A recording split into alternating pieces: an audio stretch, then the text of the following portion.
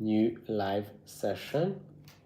Just a few seconds until we manage to see if everything is working properly, and we are going to start our tasting and our reviews. Today we are going to review 7 wines from a few different regions, different countries, and it's going to be quite interesting. We are testing a few interesting varieties and regions, and we are going to talk about them and what these wines can offer. We are targeting today some better price to price and quality ratio wines, hopefully, and we are going to see which of these wines are worth trying or worth the money. So if everybody is connected, and I think they are in both of our live streams, then we can start the tasting. Our first wine today is going to be one of the most popular and most sold wines in the world. I mean the region. This is a Pays d'Oc from France, from the Languedoc-Roussillon region. This region is one of the largest growing regions in France, and it sells almost the most bottles per year. I think it has almost 120,000 hectares of wine planted to the IGT Pays d'Oc, and it sells almost 800 million bottles of wine, which is absolutely crazy. And obviously these are lower ticket wines, entry-level wines, and varietal wines, all of them. So this wine region only sells varietal wines, so which means that when you buy a bottle of Pays d'Oc, you are going to see the grape variety on the label. So there are no blends in this wine region, and actually there are many grape varieties that are allowed for Pays d'Oc. I think there are like 58 grape varieties. Obviously the most popular ones are the big French classic grape varieties, both on the red side and white as well. On the white side we have lots of Chardonnay and Sauvignon Blanc, as we are going to taste today a Chardonnay. And on the red side, most of the wines that are sold from Pays d'Oc are Merlot, Cabernet Sauvignon, and Syrah as well.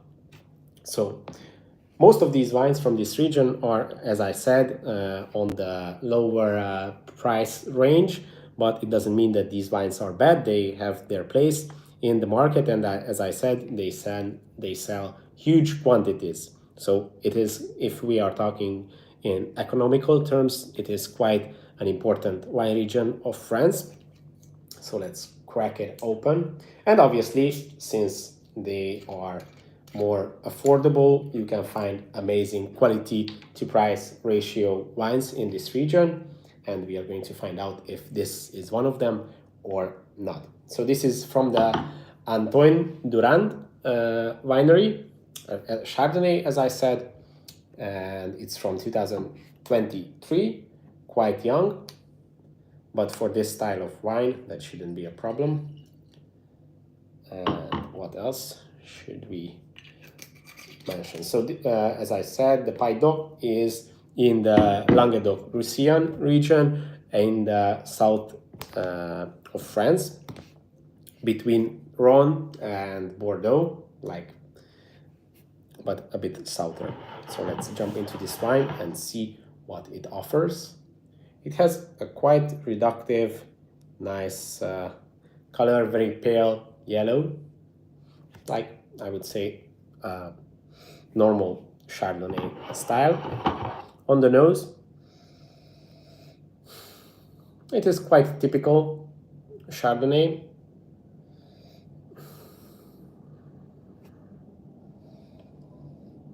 Some citric, some apple notes,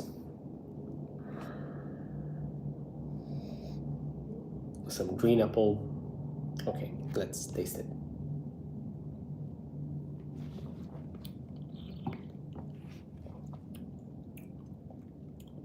On the palate, quite crisp, really nice acidity, light body,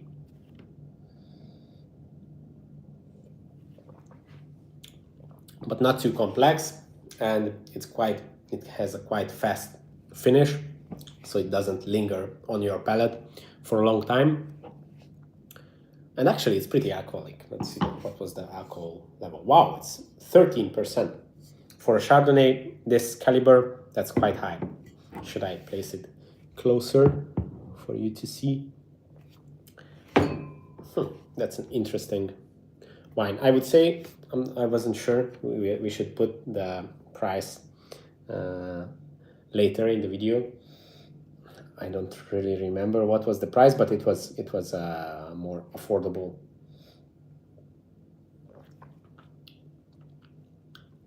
Quite fruity, really nice, round. It didn't see any oak, so it is purely reductive technology, probably in stainless steel. Very fast.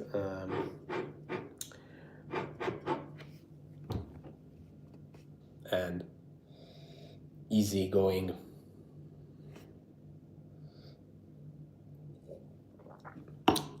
Okay, let's rate it, and we are going to add it to our database. We are actually working on a wine database where we are going to collect all of our ratings from the team, and it's going to be public and anybody can see it, and we hope that it's going to be a valuable resource for all the wine lovers out there.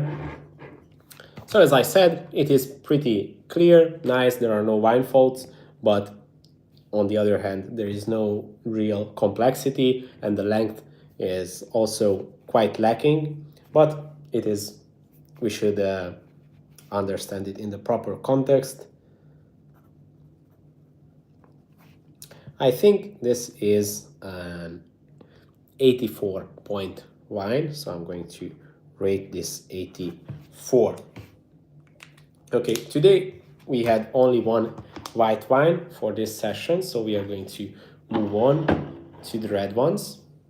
Let me change my glass, and let's see what is going to be the next one. We are going to rate 7 wines today, so the rest are reds, and we have quite a few interesting bottles and rare wines, so I'm really excited about those. Obviously, as you can see, all of the bottles that I'm going to review, they have already been opened, because we do a blind tasting session as well, and that's more of like an exercise round where we review wines and train our palate. So that's why they are already opened, and now we are going to talk about these wines. So the next wine is from Col Imperial. This is a Montepulciano di Abruzzo. Now, for those of you who might not be familiar with the Montepulciano di Abruzzo, we should clarify a few things, because this region can be quite confusing. So in this case, the Montepulciano means the name of the grape variety. So this wine is made out of Montepulciano grapes. Actually, in the DOC legislation for Montepulciano di Abruzzo, they are allowed to use up to 15% of Sangiovese as well in the wine, but most of it, 85% minimum, is the Montepulciano grape variety. But why is this important? Because there are other Montepulciano wines that are named from the region, because there is a region in Tuscany that is called Montepulciano, and some of those wines are also called Montepulciano, but those wines are not made from the Montepulciano grape variety, but from Sangiovese. So you shouldn't confuse them. And also there can be another confusing part, because there is another wine called Brunello di Montalcino. That's again a different story, and that is also made from Sangiovese. So Montepulciano di Abruzzo is the Montepulciano grape variety from the Abruzzo wine region. And Okay, let's crack it open. It was sealed with this wine pump, which I'm quite satisfied with. Obviously, we also use Coravan, but we try to preserve our argon gas for more interesting wines. And for these, and obviously when you just pour just a little with this wine pump, you just suck out the air from the bottle and you can preserve it for a couple of days without worries. So let's see how is this Montepulciano di Abruzzo. Okay, the color is quite nice. What is the vintage? It's 2023. Really nice, typical color, quite young, red with a very, very small purple hue, but I would say it's more red. Quite deep color, but it's not extremely deep like a Cabernet Sauvignon. Let's see how is the nose. Okay, some red fruit aromas, some cherry, also plum, but not that intense. I would expect some more intensity from this wine. Okay, let's jump into it.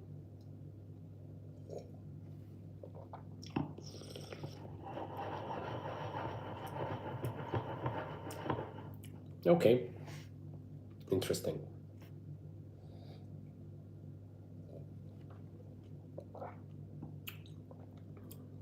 So it has quite a light body. It is round, so it is balanced, but quite soft. I would say it's even a bit watery. So I wouldn't say that this is a great example of Montepulciano di Abruzzo.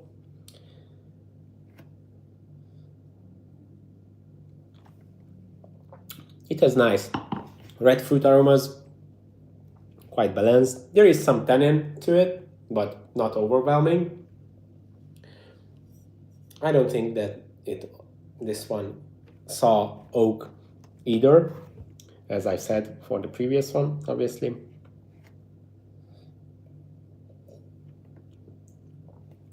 A nice, easy drinking red wine, but nothing really special. The finish is also quite fast, not really intense.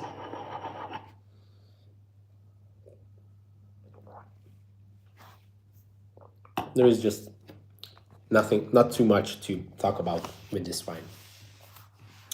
I would say it's even a bit disappointing. There is nothing wrong with it, but it's just not really there, not really intense.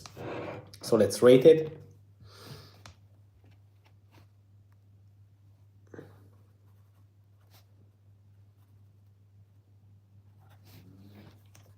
Just let's give it another chance, last chance.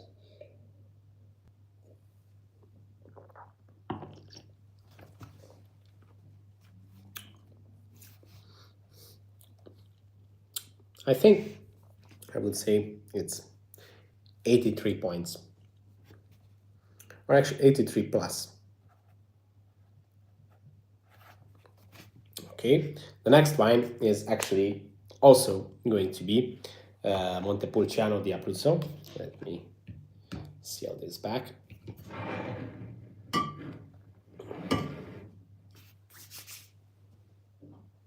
But this is from a different producer, but the same age. So we can compare these two producers. This is the Cento Porte Montepulciano di Abruzzo. Quite interesting label. Not sure if I'm a fan or not, but it is quite an outstanding one. Let's let out the air from our suction seal. And let's see this new Montepulciano di Abruzzo. So same grape variety, same region, different producer.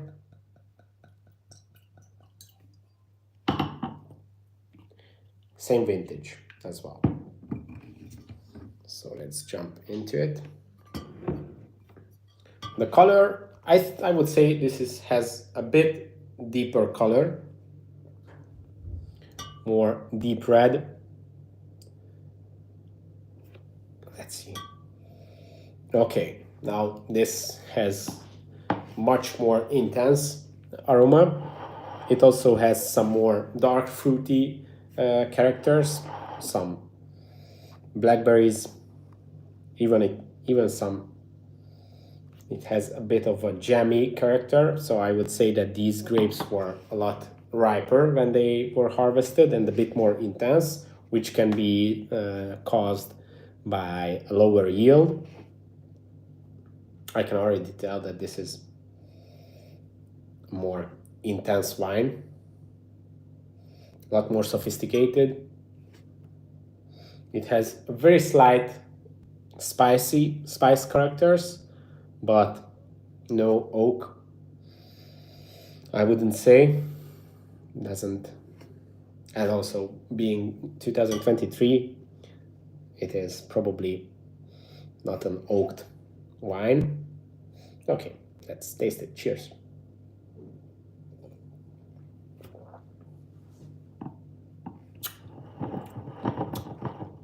Okay, a lot bigger. The body is obviously bigger. The tannins are actually a bit harsher, but I think this gives this wine a more potential. I wouldn't say that this should be aged in a cellar for a very long time, maybe a few more years, because it's not that complex, but it definitely has more potential compared to the previous one. The acidity is really nice, and I think it also has a very, very, very slight residual sugar, just a few grams. It has this very, very slight and soft sweetness to it.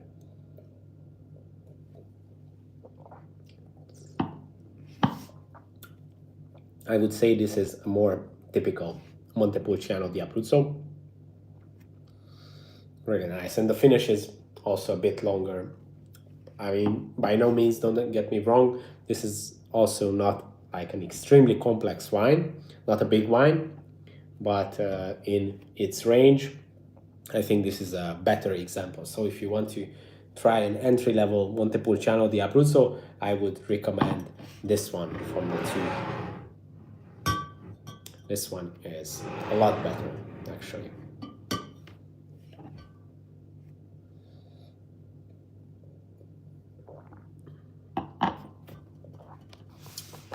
Let's rate it. Nice nose, quite intense, not extremely complex, but it has the character. On the palate, it is round, balanced, a bit of harsh tannins, but it has definitely a bigger potential. Centoporte.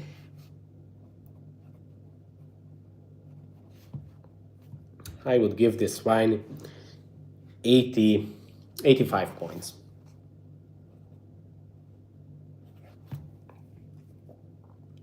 I'm not sure if I can see the chat right now, if you guys are commenting. I'm not sure if I can see it here, but if I don't see it, then I will respond afterwards. But let's actually see if it appears, if I open it up here.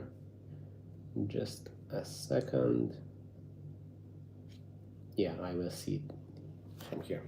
Okay, let's go to the next wine, the fourth one. Actually, we are going quite fast today. So we are continuing the lineup with another red wine, but now we are changing countries again. This is from Spain. This is a Tempranillo, a Crianza from the Castillo di Solis winery. So Crianza is a category of in Spain that represents the aging of the wine. So in Spain we have multiple categories. We have the Jove wines that are not required any aging at all, no oak, no bottle aging. With Crianza, this is the second category where you are required for oak aging. and bottle aging as well. For Crianza, you need 2 years of aging, and at least from those 2 years, you need 6 months in oak. And then obviously above that, you have the Reserva and Grand Reserva wines. The Reserva needs 3 years of aging with 1 year in oak, and the Grand Reserva needs 5 years of aging with 2 in oak, I think, or maybe 3, but I think 2. So yeah, this is a Crianza. Tempranillo is the flagship red grape variety of Spain. This is the most typical red grape. So let me grab a glass and see this Castillo de Solis.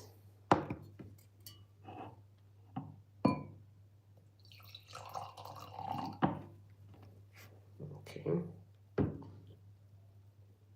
And also I didn't mention, this is from the Valdepenas wine region. So the color of this wine is quite a bit purplish. It's a very deep red and it has a slight purple hue. Let's see what does it offer on the nose. Oh wow, you can definitely feel the oak. I think it's even a bit too much, maybe. Interesting nose, some dark fruit characters, but I think it's a bit overwhelmed with this spicy, burnt, some vanilla character. Interesting nose. Let's see. Let's jump into it.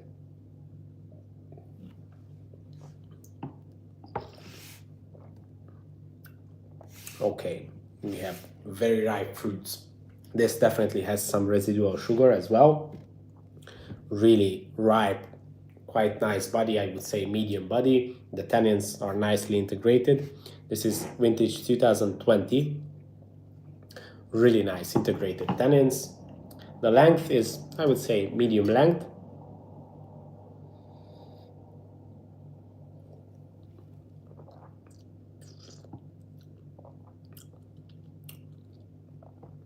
Really nice, well-rounded wine.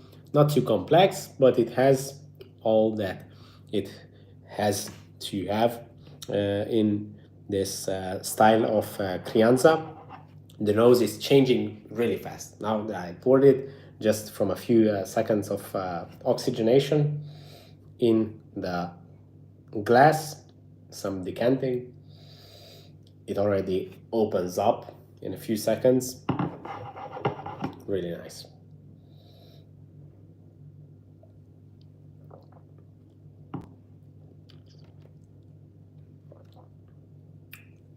Nice grippy tannins, but not harsh, but really nice integrated tannins.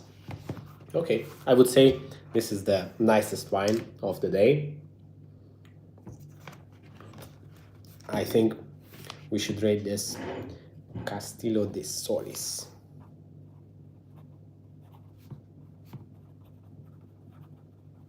We should rate this 86 points. Obviously, not a Grand Reserva Tempranillo, but it's a really nice Crianza. Okay, this is the fourth wine. Let me push them a bit to the side.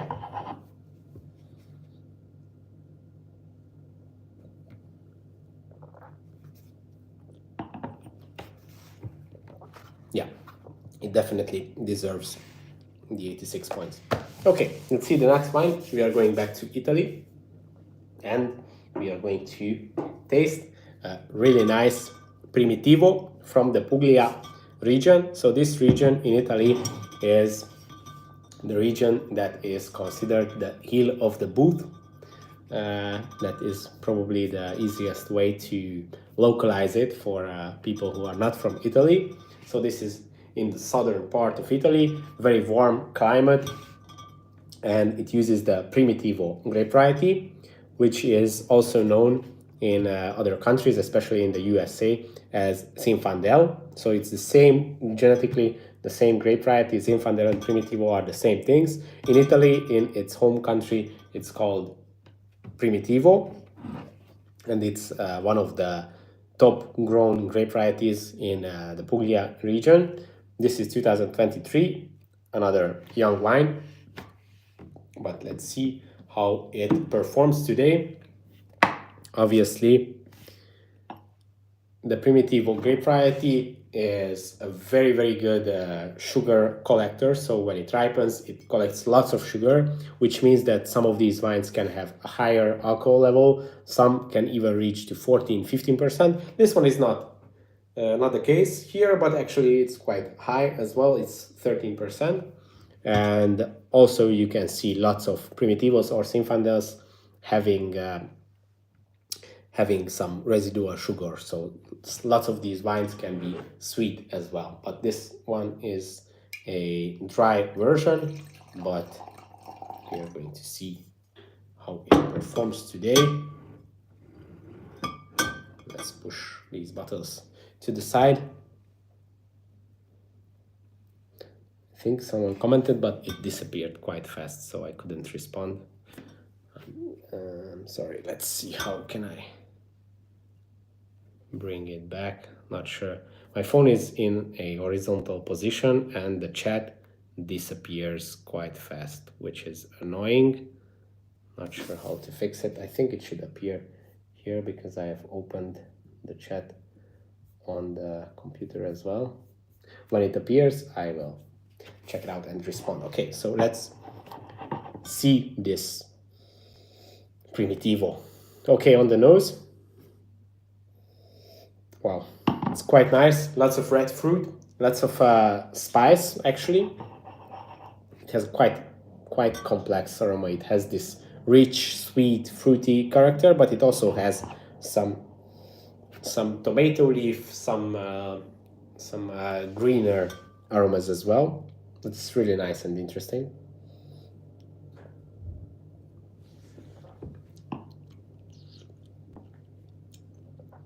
Okay, wow.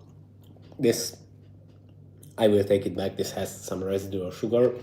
It is very just slightly sweet, very big tannins. The body is not too big.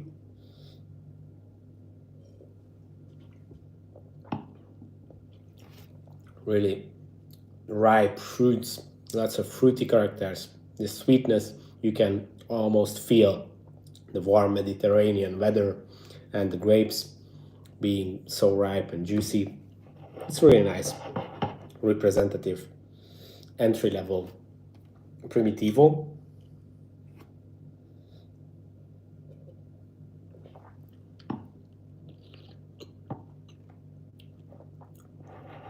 Nice. I would say short to mid length.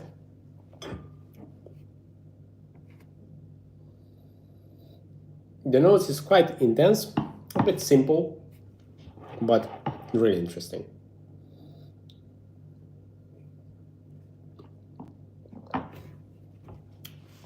I think this is a representative Primitivo from the Puglia region. I would say that if you are looking for Puglia to understand this region, this shows it in a way, being more approachable wine. So it's not too complex, not too sophisticated, but it kind of describes this style of Primitivo. So let's rate it. Prima d'oro.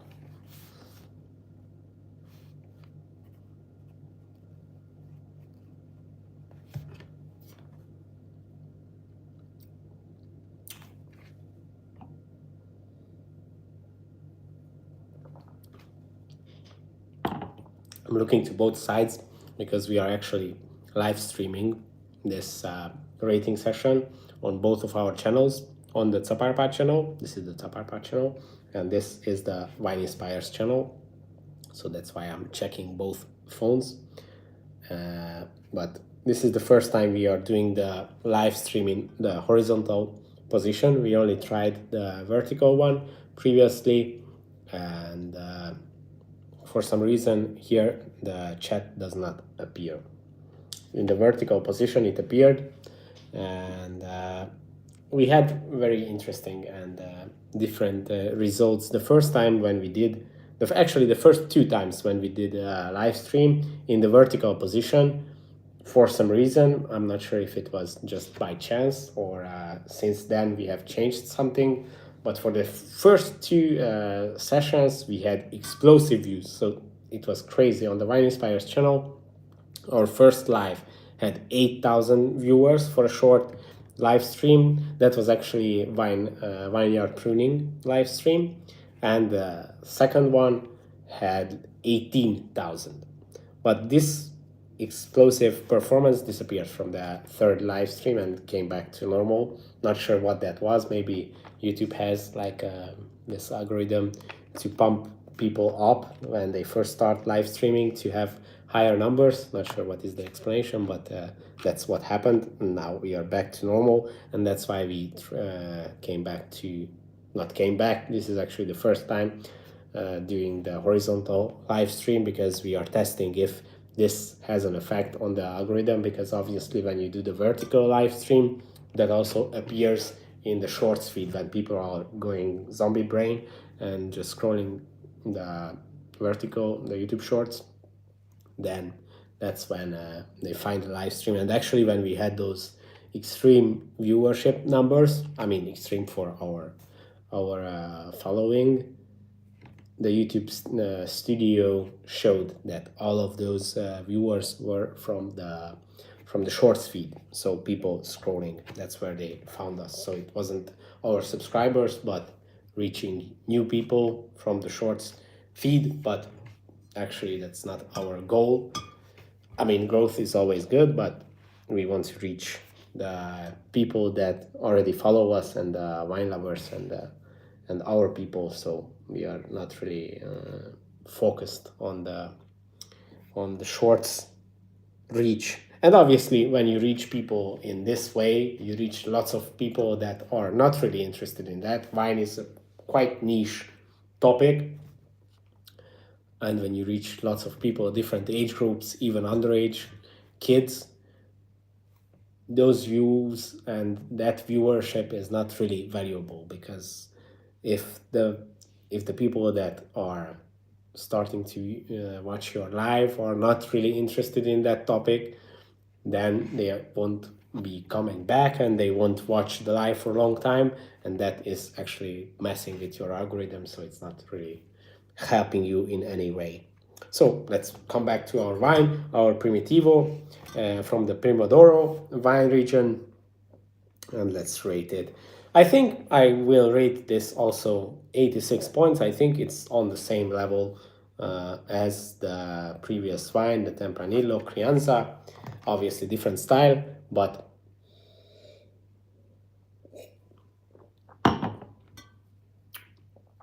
the same quality, I would say. Really nice, bold, fruit forward, but not an extreme complexity. But now the next wine is going to be an exciting one and an interesting one. This was a surprise for me. I have never seen such a thing. Should I reveal it? Or let's wait a bit more. So I was walking in the supermarket buying groceries with my wife and my daughter, and I saw a wine that I have never seen before. The wine was, I'm not even sure if it was in the wine section. It was probably in a different section, located in a different section. And on the wine label, it said that this wine is for barbecue and for cooking. I never saw such a wine that was saying that, like, so huge lack of confidence from the producer, and saying that this wine is not good for anything more than just cooking. Obviously this is like an interesting concept, because we all know that if you want to cook with wine, use wine in your dishes, you shouldn't use the lowest of the low quality. Obviously you should, but I'm also not saying that you should use Romane Conti, but a decent quality wine is required to make a good dish. But yeah, this is an interesting concept, that this wine advertises itself with being a barbecue wine. it is also a Primitivo from the Puglia region, so this is a total coincidence. I mean, the order of the wines is not a coincidence. I have put this wine after this Primitivo for a reason, but really interesting, and we should compare it. I did not try this wine, so it is sealed. This is going to be the first time checking it. I'm really curious, but another thing that makes me even more curious is the fact that I looked up this wine online, and on Vivino, people were commenting very good things about it, and people were saying that this is actually surprisingly good, uh, obviously compared to the price. So this was $3, $3. So we should taste it and understand it in the proper context. But yeah, it's interesting. I never saw such a wine, a cooking wine. It is Primitivo. I don't even see. Oh, here is the winery. It's Scriptorem Primitivo from Puglia. Check it out. It says that it's a barbecue wine. These are all the dishes that you can make. They are recommending to use beef with it. Very interesting. Let's try it. Obviously, it has a screw cap. What can you expect from a $3 wine? Let's see. Maybe it's really good. Maybe it's shit. Let's see.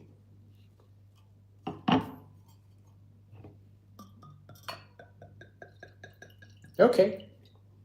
Looks like a red wine. That's a start, at least. Let's put it here so everybody can see what we are drinking. Let me move the bottles a bit.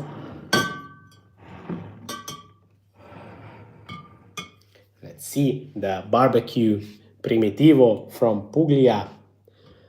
What can you do with a $3 wine? Okay, first impression, not bad. Some red fruit characters, even some spices. Not intense, not explosive, not complex, but it has a nice Primitivo aroma. Let's see what it offers on the palate.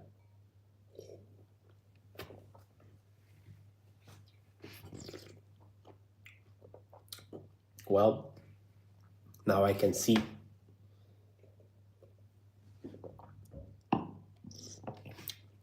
why the people of Vivino were surprised.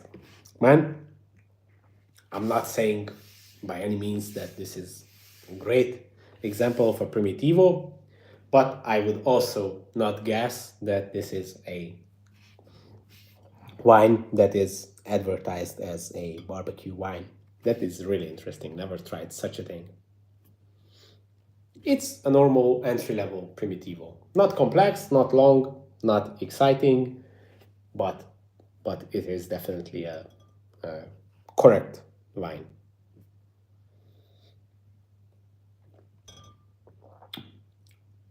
It has a similar style to the previous Primitivo, but lower intensity. Maybe that's all the difference. The nose is less complex, but similar style, and the palate is a bit shorter, the body is lighter, finish is shorter, but definitely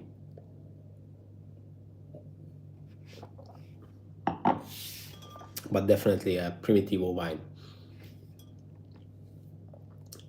Nowadays, I think that even the very cheap wines are produced in obviously a very quantity first strategy, but I think they are all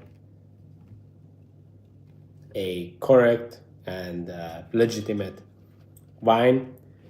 I'm not sure about the international market, but in our region, in Eastern Europe and in Hungary, there is this idea of how the cheap wines are made with tablets, which is, I'm not even sure where it comes from, because I don't really see a history. Maybe here in the communist regime, in the communist era, this was a thing that they were making wine out of other things than wine.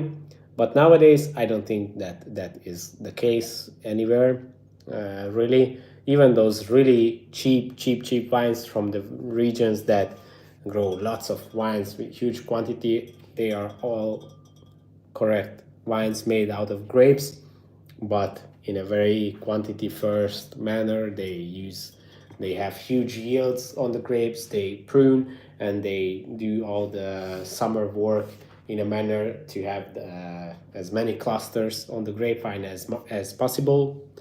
Keep up the good work. Oh, well done, Laurent. Actually, my cousin. At least someone is watching. My cousin is watching. This is really funny. Welcome, Laurent. Thank you for watching. So, what was I saying?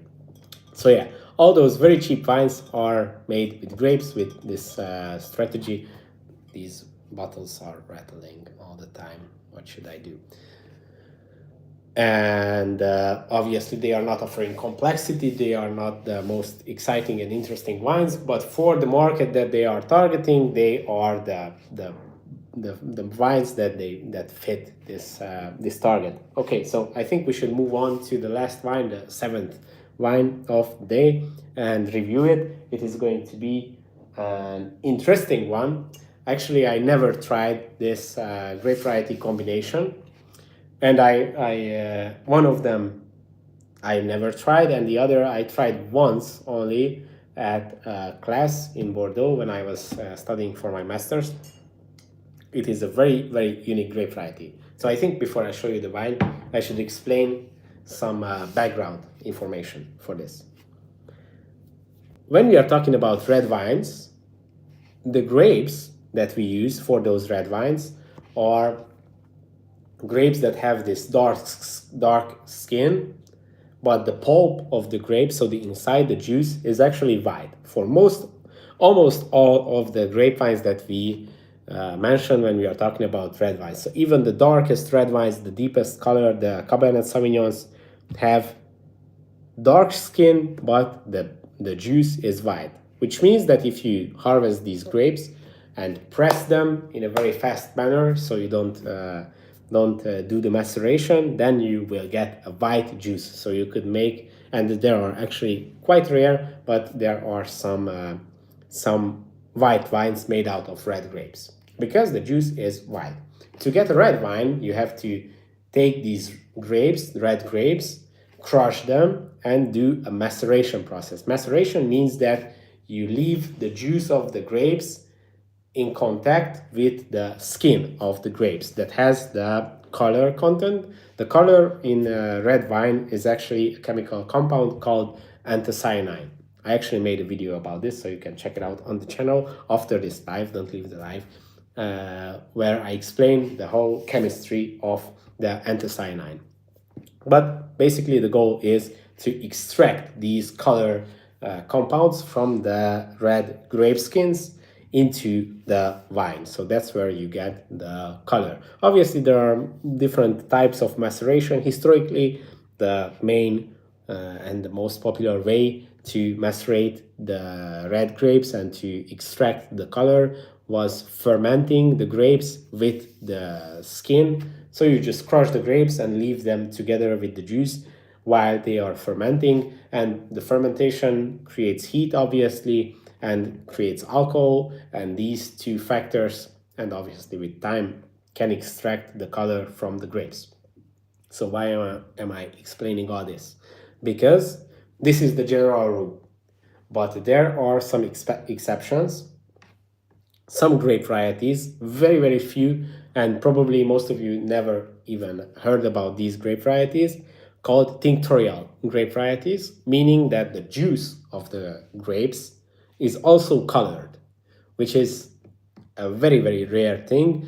There is one grape variety that is popular in this category. There are a few more varieties, but no one really knows them. One that is quite well known is Alicante Bouschet, which is a French grape variety, having this interesting genetics that the the juice of the grape has these pigments, the anthocyanins, meaning that you cannot make white wine out of these grapes, even if you crush the grapes and press them in the first minute after harvest, you will still get red wine. Obviously not that deep red, you would probably get more like a rosé or a claret, but still you cannot escape the colors because it is in the juice. So the next wine is going to be a wine that has this grape variety, Alicante Boucher, but it also has another grape variety that I have never tried actually, even though it is quite popular. It is Toriga Nacional from Portugal. So this is going to be the wine that we are tasting. It is from Oceanus, from Portugal. This is a Reserva wine, and it has two grape varieties, Toriga Nacional and Alicante Boucher. So this is going to be a really interesting experience. Let me show it to you. Toriga Nacional and Alicante Boucher. So the Alicante Boucher is the grape variety that I was mentioning, which has the color pulp. Really interesting, really rare. So lots of people never heard about it, and even less people have ever tasted it. And the other grape variety, the Toriga Nacional, is a quite popular grape variety in Portugal. Some say that this is one native and one of the flagship Portugal grape varieties, and it is often compared to Cabernet Sauvignon. So that shouldn't be too surprising, but the Alicante Boucher is quite surprising variety. So let's jump into it and see. Actually, let me see on the previous wine. Move everything to the side so you can see me, or maybe it's more important to see the wine. But let's taste this interesting cuvée of two rare red grape varieties. Okay. The color is quite typical, obviously, when we are talking about red wines. You can't really tell that it was one of them was Alicante Boucher, this really colored grape variety, because as I've said, with maceration you can extract lots of color even from the grape varieties that do not have color in the juice. Okay, on the nose you can definitely tell that something interesting is happening here. This is very, very unique aroma. I couldn't compare it to anything else. A very unique, fruity, maybe a bit candy-like character. Some spices. Obviously, lots of red fruit. Maybe even a bit of tobacco. Really interesting and really unique. The intensity is not too high. I would say it is light to mid intensity, but it is a very interesting combination. Not too complex, but unusual. I think that's the word.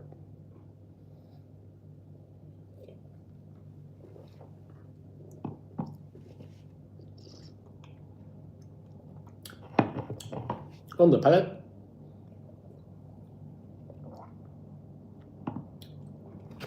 light to medium body.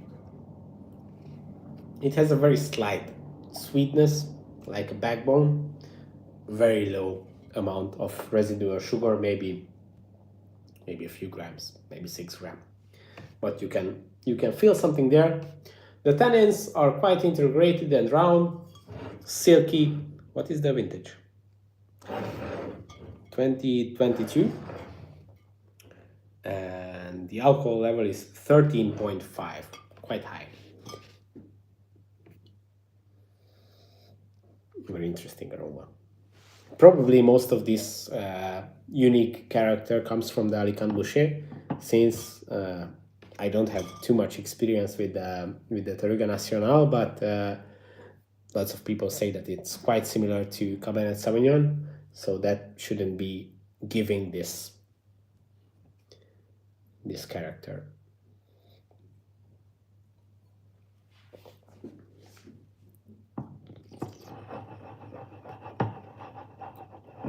very slight earthy tones, maybe a bit of pepper.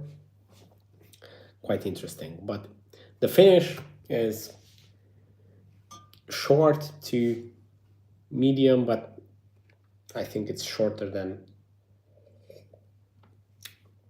it should be. Really interesting Portuguese wine. Quite a unique experience to taste Alicante Boucher. The label says that it's full-bodied. I would argue with that. I would say that it's more like a light medium body, but it's quite tricky because of the slight sugar content. Really interesting wine. Let me rate this.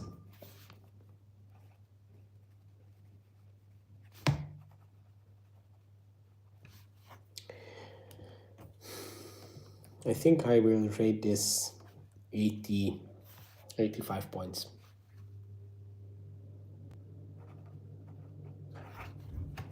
Unique experience. I would definitely recommend trying, not necessarily this wine, but a wine of this character, some Alicante Boucher, because it is definitely a unique experience.